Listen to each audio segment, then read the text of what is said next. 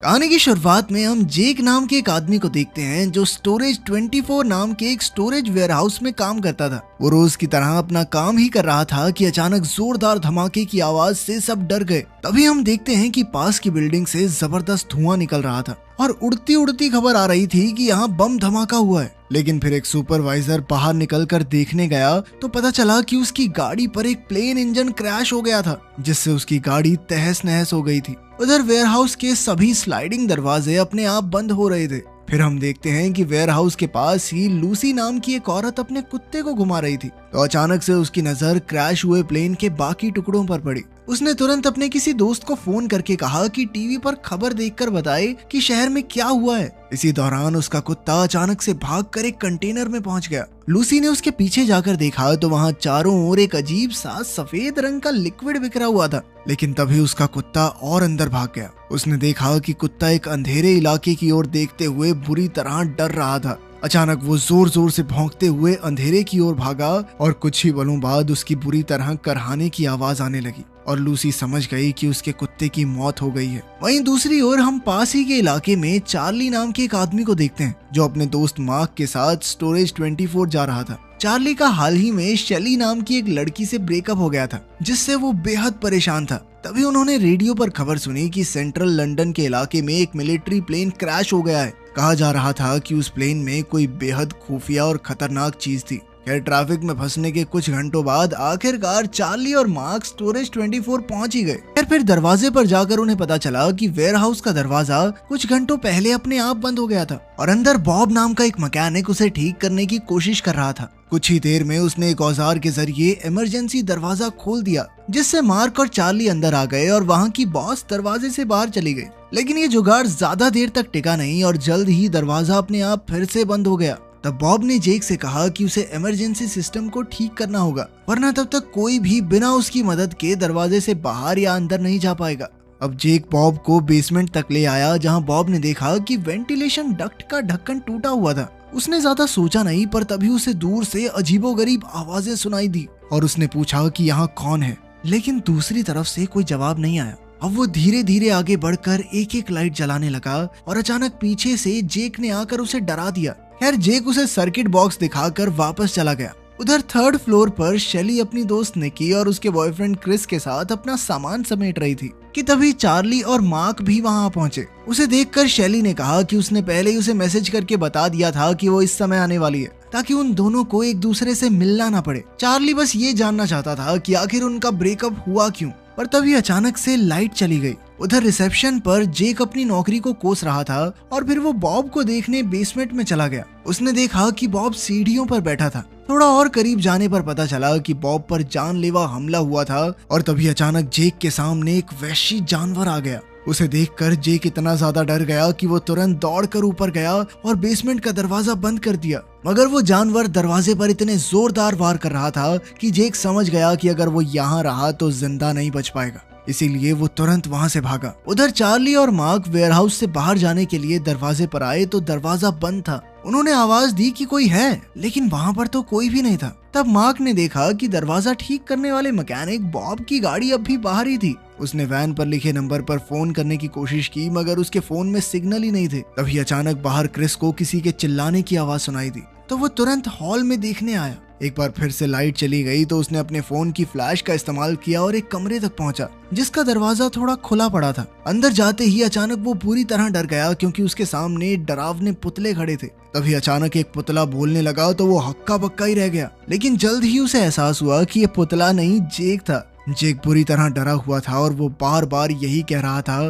कि उसके आने से पहले उन्हें जल्द से जल्द यहाँ से निकलना होगा, वरना कोई नहीं बच पाएगा। इससे पहले कि क्रिस कुछ कहता, अचानक एक खौफनाक हाथ ने जेक को अपने साथ ही ऊपर खींच लिया। तभी अचानक पूरी बिल्डिंग में किसी खतरनाक जानवर के भयानक तरीके से गुर्राने की आवाज सुनाई दी। तब मार्क ने शेली को वहीं रुकने को कहा और खुद बाहर देखने गया। उसी पल चार्ली भी वहां आ गया और उसने पूछा कि शेली कहाँ है। तभी शेली अपने कपड़े ठीक करते हुए कमरे से बाहर आ गई और ये देखते ही चार्ली के पैरों तले जमीन खिसक गई। वो समझ गया कि मार्क और शेली का अफेयर चल रहा है। गुस्से में उसने मार्क को जोरदार मुक्का दे मारा। शेली ने उन्हें रोकने की कोशिश की, मगर चार्ली के सर पर खून सवार था। शैली ने उससे माफी मांगते हुए कबूल किया कि वो काफी समय से उसे धोखा दे रही है। तब चार्ली अपने आंसू छुपाने के लिए चुपचाप वहाँ से चला गया। शैली की ये हरकत देखकर निकी को भी अच्छा नहीं लगा और वो चार्ली को शांत करने गई। जैसे ही वो पुतलों वाले कमरे के पास से गुजरे तो उन्हें कोई आवाज सुनाई दी और वो ये देखने के लिए कि आवाज कहाँ से आ रही है कमरे में घुस गए।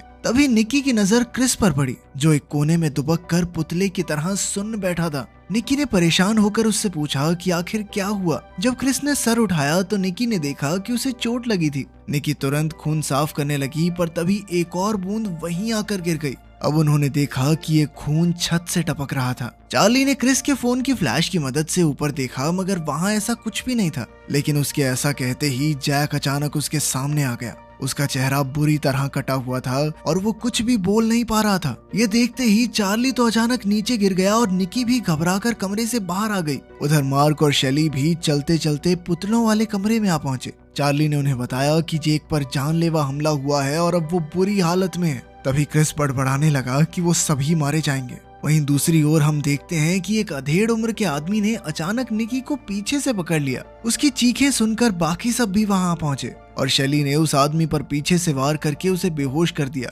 निकी ने कहा कि शायद यही आदमी सबको डराकर नुकसान पहुंचा रहा है, पर फिर उसकी तलाशी लेने के बाद उन्हें पता चला कि उसके पास एक टूथब्रश के अलावा कोई हथियार नहीं था। खैर उन सब ने मिलकर उस आदमी को बांध दिया और बाद में जब उसे होश आया तो वो पागलों की तरह कुछ ना कुछ बड़बड़ाने लगा। उसका नाम डेविड था और उसे भ्रम था कि ये सभी लोग उसकी पत्नी मैरी के लिए काम करते हैं। तब निकी को एहसास हुआ कि इस आदमी का दिमागी संतुलन ठीक नहीं है, लेकिन ये कोई अपराधी भी नहीं था। असल में डेविड अपने डाइवोर्स के बाद से ही अपनी पत्नी मैरी के वकीलों से बचने के लिए स्टोरेज 24 के कैबिन में छुप कर रह रहा था। उसी पल सबने फिर से किसी जानवर के गुर्राने की आवाज सुनी, मानो वेंटिलेशन डक्ट्स में कोई मौजूद हो। चार्ली ने निकी को कैबिन का दरवाजा बंद करने को कहा और दरवाजा बंद होते ही लाइट चली गई। अचानक बाहर से कोई जबरदस्त तरीके से दरवाजा पीटने लगा। तभी क्रिस बुरी तरह घबरा कर कहने लगा कि वो जानवर उन्हें जिंदा नहीं छोड़ेगा। जैसे ही दरवाजा टूटा वो बाहर के कॉरिडोर में भागा, मगर तब तक वहशी जानवर उसके पीछे पड़ चुका था।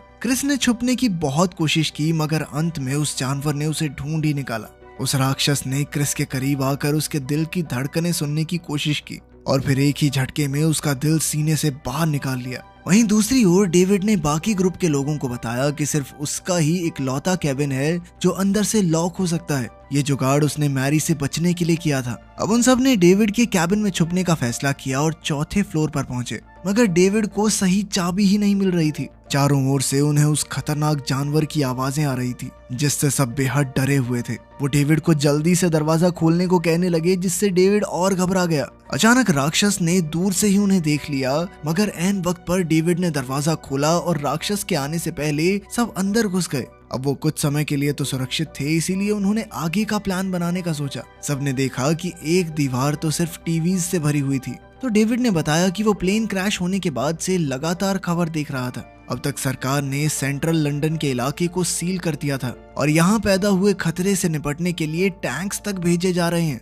लेकिन ये चीज जो उन्हें मार रही है ये है क्या, ये कोई नहीं जानता। तब डेविड ने कहा कि ये इस दुनिया का जानवर नहीं है। उसे यकीन है कि ये जरूर कोई एलियन है जिसे प्लेन के जरिए कहीं ले जाया जा रहा था और इसीलिए इस प्लेन क्रैश को इतनी गंभीरता से लिया जा रहा है। तब मार्क ने उन सब से कहा कि तुम लोग इस पागल आदमी की बात सुनोगे, मगर किसी ने उस पर ध्यान नहीं दिया क्योंकि वो सब उस जानवर को अपनी आंखों से देख चुके थे। अब चार्ली ने कहा कि उन्हें कैसे भी करके यहाँ से जल्द निकलना होगा। तब उसे याद आया कि जब वो दरवाजे से अंदर आए थे तो बॉब ने एक डिवाइस की मदद से दरवाजा खोला था। फिर डेविड ने कहा कि बॉब सिस्टम ठीक करने के लिए जरूर बेसमेंट में गया होगा। अगर वो बॉब या उसका सामान ढूंढ ले तो वो दरवाजा खोलकर बाहर जा सकते हैं, मगर इस प्लान में ये दिक्कत थी कि उन्हें 5 फ्लोर नीचे जाना होगा और रास्ते में वो जानवर कहीं भी हो सकता है। इसके अलावा वो वेंटिलेशन सिस्टम के जरिए भी एक फ्लोर से दूसरे फ्लोर पर नहीं जा सकते और ना ही उनके पास कोई हथियार था। तब डेविड ने कहा कि शायद बाकियों के कैबिन में उन्हें कोई काम की चीज मिल सकती है।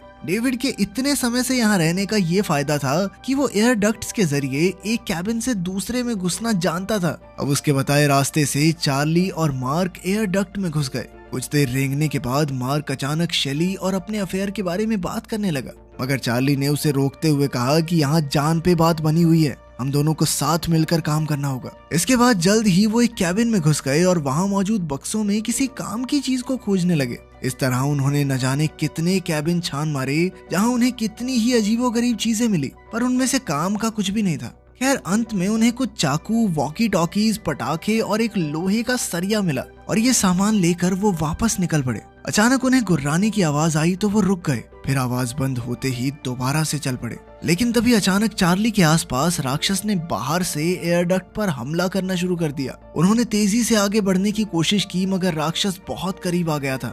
जैसे तैसे मार्क ऊपर पहुंचा और उसने चार्ली से इकट्ठा की हुई चीजों का बैग मांगा। इससे पहले कि वो चार्ली को ऊपर खींचता अचानक हमला फिर से शुरू हो गया और राक्षस की उंगली डक्ट के अंदर आने लगी।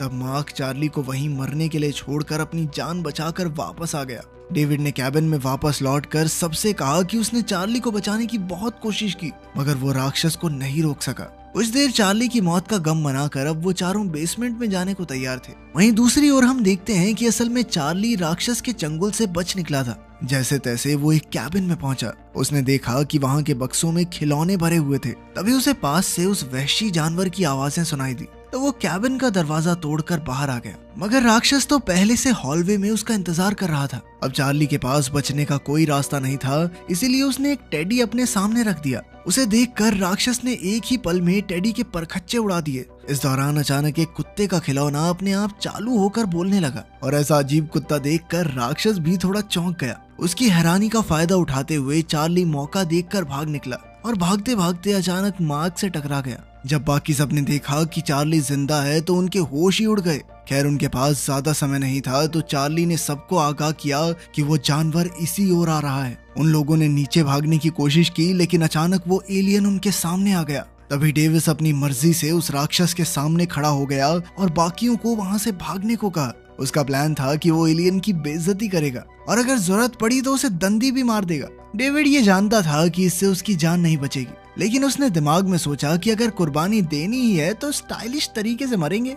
आखिरकार उस एलियन ने हमला करके डेविड के चेहरे का बुरा हाल कर दिया और फिर उसका सर तक कुचल डाला। लेकिन डेविड की बहादुरी की वजह से बाकी लोग बेसमेंट में पहुंचने में कामयाब हो गए। फिर चार्ली ने अपने ग्रुप को 2 हिस्सों में बांटा और निक्की के साथ रुकने का फैसला किया। बेसमेंट में बिल्कुल अंधेरा था और जैसे ही वो धीरे धीरे आगे बढ़े हम देखते हैं कि एलियन एक कोने में छुपकर बस मौका देख रहा था। चार्ली और निकी को बॉब की लाश के बचे खुचे टुकड़े मिलते हैं और अभी के लिए वो अपनी घिन को साइड में रखकर उस डिवाइस को ढूंढने लगे जिसकी मदद से वो दरवाजा खोल सकते हैं। और तभी अचानक से वो टेक्नीशियन एक पल के लिए जिंदा हो गया। चार्ली बुरी तरह डर गया लेकिन कम से कम उन्हें वो औजार मिल गया जिसे लेकर वो ग्राउंड फ्लोर पर वापस लौट आए। मार्क अकेला उनका इंतजार कर रहा था और पूछने पर उसने बताया कि वो एलियन शेली को अपने साथ ले गया। चार्ली बहुत परेशान हो गया और वो शेली को इस हालत में यहाँ छोड़कर जाने के लिए बिल्कुल तैयार नहीं था। जब मार्क ने उसे रोकने की कोशिश की तो उसने गुस्से में उसे मुक्का मार दिया। वो दोनों सब कुछ भूल भाल कर वहाँ लड़ने लग गए